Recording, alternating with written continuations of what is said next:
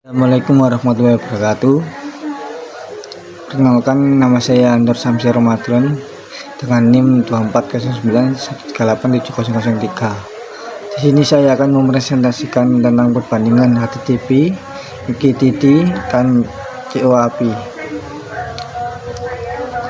Pendahuluan, yaitu HTTP, MQTT, dan COAP adalah protokol jaringan yang digunakan untuk komunikasi antar perangkat, tetapi mereka berbeda dalam arsitektur, fungsionalitas, dan kasus penggunaan.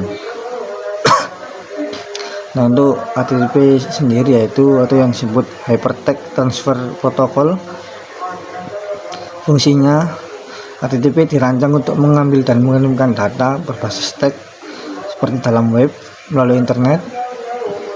Ini adalah protokol request response, di mana klien mengirimkan permintaan ke server dan server mengirimkan respon.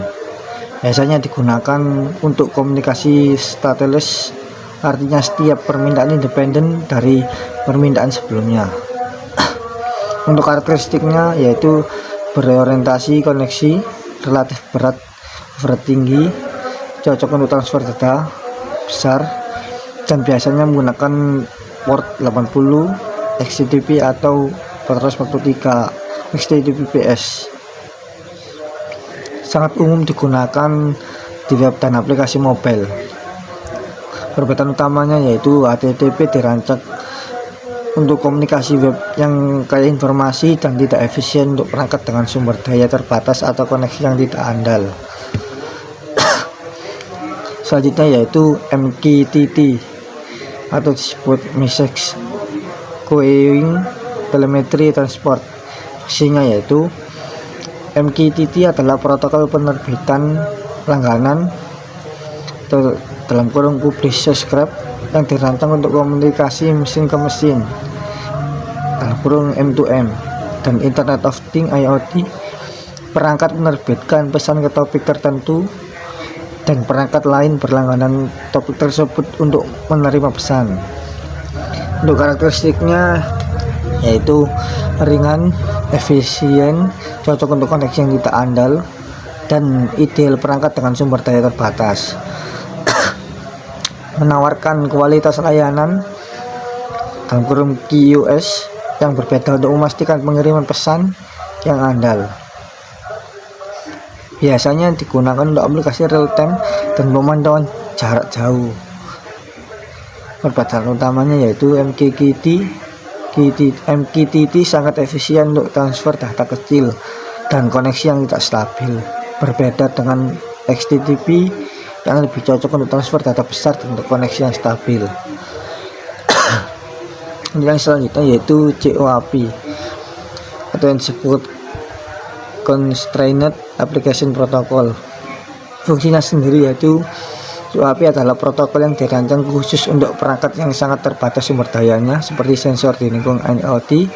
Ini menyediakan fungsionalitas yang mirip dengan HTTP tapi dengan overhead yang jauh lebih kecil.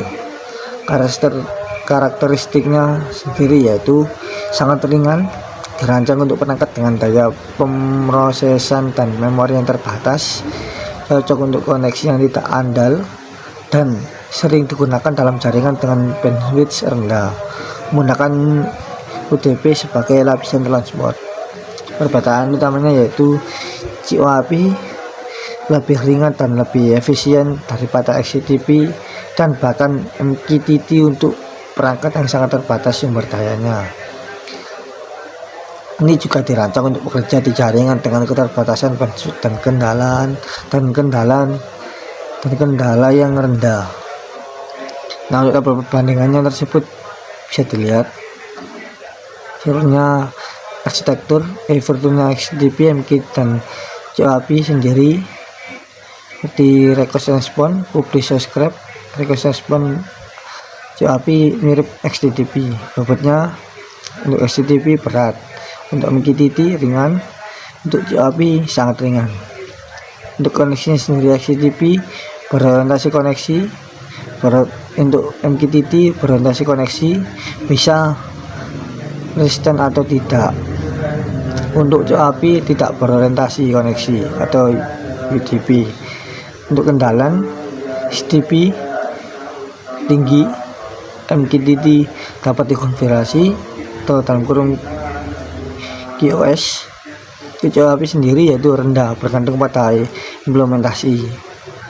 Sumber dayanya untuk HTTP yaitu dan perbandingan membutuhkan sumber daya tinggi. Untuk MQTT membutuhkan sumber daya rendah. Untuk COAP sendiri membutuhkan sumber daya sangat rendah. Yang terakhir tabelnya yaitu kasus penggunaan HTTP web atau aplikasi mobile, MQTT IoT M2M real time, COAP IoT sensor jaringan rendah. Nah, yang terakhir yaitu kesimpulan. Untuk kesimpulannya sendiri yaitu pilihan protokol yang tepat bergantung pada kebutuhan aplikasi. HTTP cocok untuk aplikasi web yang informasi, sedangkan MQTT untuk aplikasi IoT dengan kebutuhan real time dan kendala keandalan. Dan yang terakhir yaitu COAP untuk perangkat dengan sumber daya yang sangat terbatas. Terima kasih. Apabila ada kurang kata dari saya, mohon maafkan. Wassalamualaikum warahmatullahi wabarakatuh.